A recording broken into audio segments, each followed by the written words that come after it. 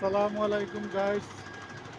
দেখেন দুবাই থেকে কাতার আইছে পাইপ।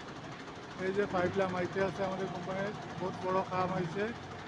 যদি কোনো ফেব্রিকেটার ওয়েল্ডার তখন যোগাযোগ করেন, নাম্বার কমেন্ট করিয়েন। আমাকে কোম্পানিতে লোকের দরকার, ঠিক আছে নি? ওই যে পাইপ লামাইতে আছি আমরা, ঠিক আছে নি? এরকম পাইপ আইছে, 7 গাড়ি আইছে, বুঝছেন নি?